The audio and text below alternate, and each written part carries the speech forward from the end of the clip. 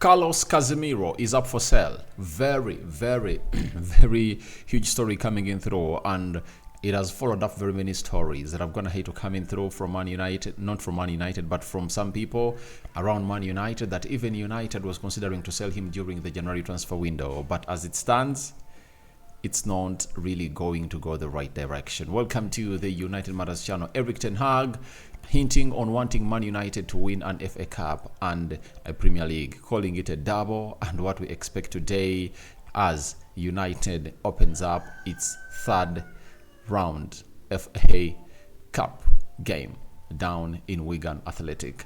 And the return of Carlos Casemiro and Lisandro Martinez on what it means for the club of Man United. Erik ten Hag is going to have to emphasize more onto that. And we're here to obviously set the ball rolling. So we thank God for the gift of life. The Muslims Barakallahu Fikum, and may the living to God bless you abundantly. Rokan David is my name, and let's obviously get going. So first and foremost, we start up with a story coming in from Alex Nixon. Confirmed with us that Ninos want to sell Casemiro to help reduce Man United's wage bill. Now, I know lots of stories have been put around for a lot of time, ever since Casemiro really got an injury, linking him out to Manchester United. And it's really one of those weird stories I'm going to hate to see coming in through from the sources, of different pundits. But when you look at Casemiro and what is going to hate to offer to the club of Man United, there is no way you can build a team without a player like Carlos Casemiro. I've been vocal about it, and I've told you that it's going to be hard for Rafael Varane and Casemiro to leave the club of Man United.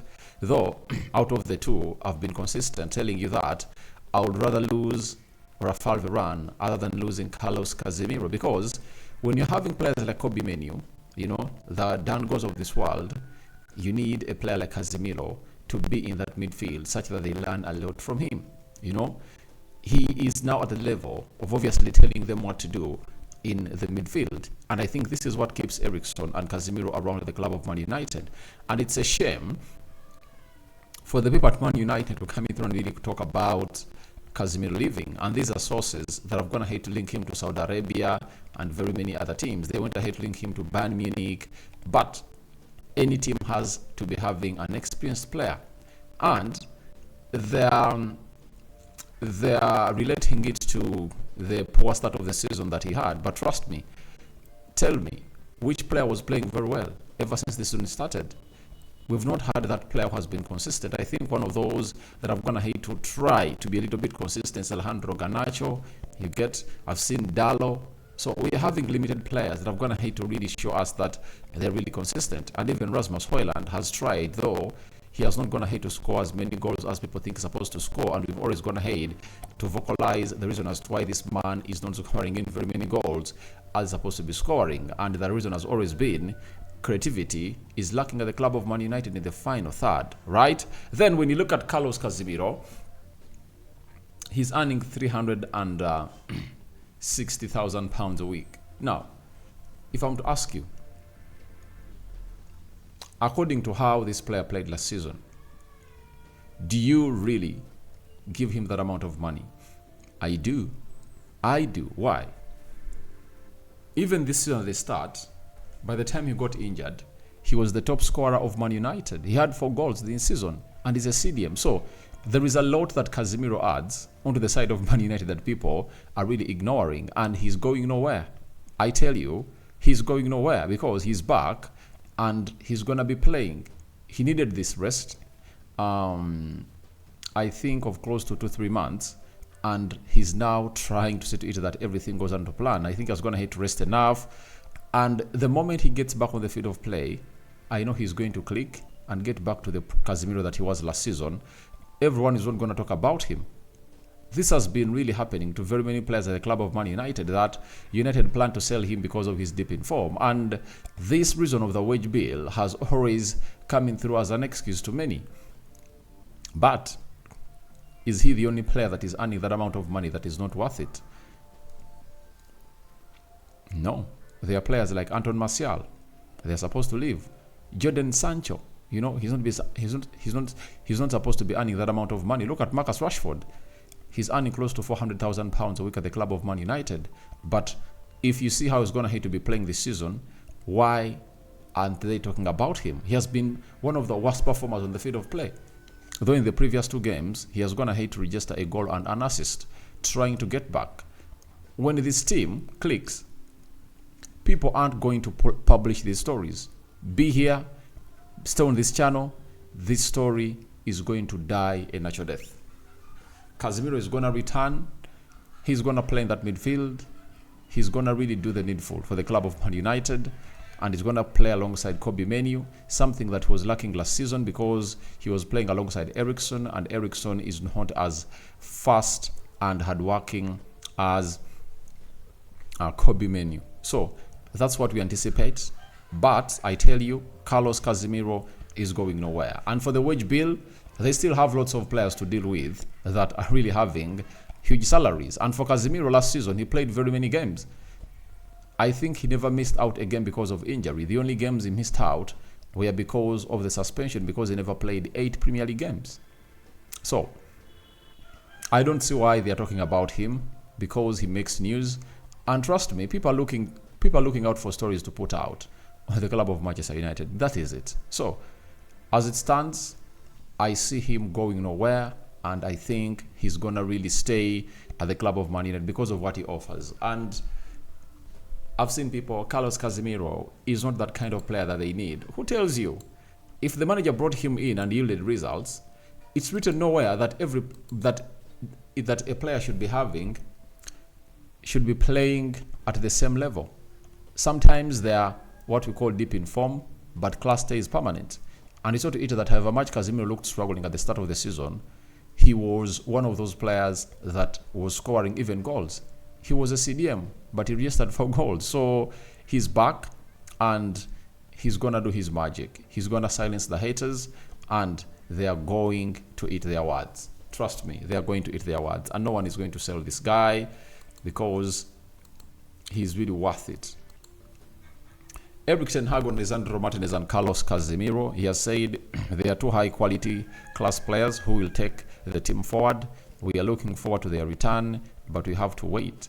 They still need a little time to make their return in a match. That's what he said. So they might not be able to obviously go to Wigan Athletic today, but he's talking about their 2 high-class players. So who will take the team forward?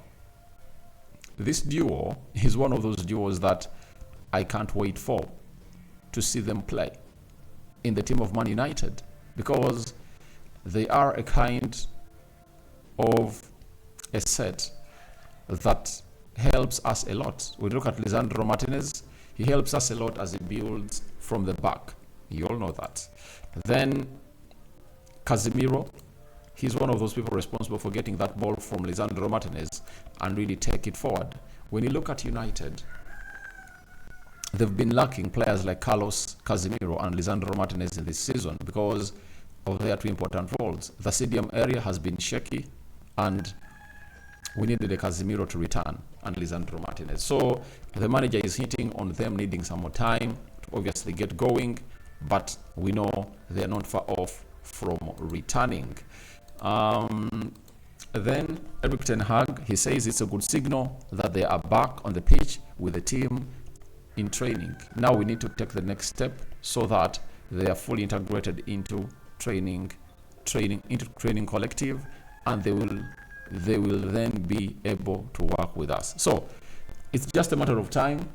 Most of us expected that these 2 were obviously going to show up as United takes on Wigan tonight, but the manager is sending us a very big hint that they might not be able to play today, but all they want is to really get more training sessions with the club of Man United, and maybe as we play alongside Tottenham Hotspur, these 2 will be readily available to really take us to the dream world, because I know how exactly our team is going to improve when it's having Lisandro Martinez and Carlos Casemiro. For Lisandro Martinez, there are very many factors of him being missed. One of the big factors is his connection with Andre Onana.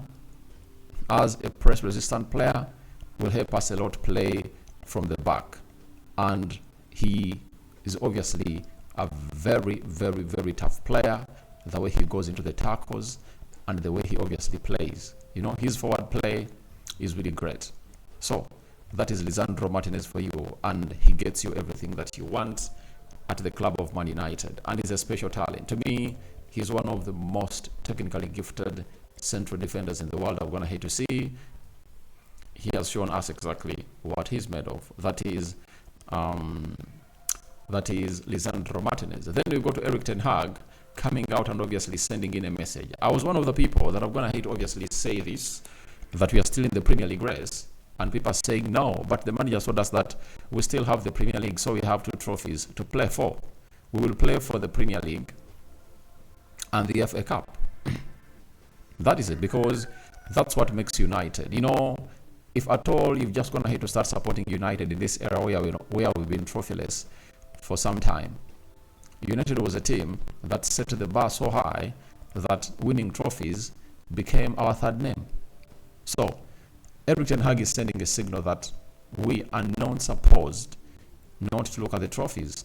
With the teams that we are having and competing with, if you happen to really put up a very good show, we can close them down. We can close them down. Liverpool 45 points. They're ahead of us with, I think, 14 points. So we can really do the needful and close and put up a race onto these teams, because when you look at Liverpool, it's still in 4 tournaments, and how are they going to balance up the squad? God knows. Then he added and said, oh no, oh no, oh no, oh no. Then he added and said, it doesn't matter to us whether we are away or home, we have to win in the cup.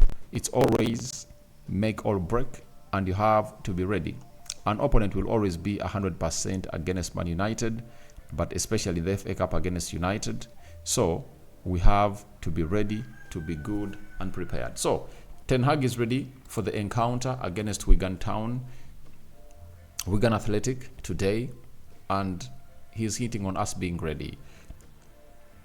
It's really going to be one of those biggest moments for Man United if we happen to win. For me, if you start up a year with a win, that is the way it motivates you towards the game of Tottenham Hotspur before we go to the 2 weeks break, as we prepare to play again against, I think, Wolverhampton Wanderers towards the end of the month. So thank you very much for watching through. That is what Erik ten Hag is going to have to say about the club of Man United, and how we are supposed to go away at Wigan and really win, and then prepare for the game of Tottenham Hotspur before you go into the break. So guys, your thoughts on Carlos Casemiro up for sale are welcome in the comment section.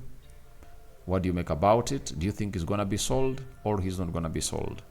I've given you my stance that the guy is going to be here. Then, what do you make about Erik ten Hag's thoughts on the return of Casemiro and Lisandro Martinez, and hinting that they are not ready for the game of Wigan? And lastly, do you think we can win a double this season, as Erik ten Hag hints on it? May the living to God bless you abundantly. Rokan David remains my name. I sign out for now. See you later. The Muslims, Barakallahu fikum. The Christians, we cover you all in the precious blood of Jesus Christ. We out.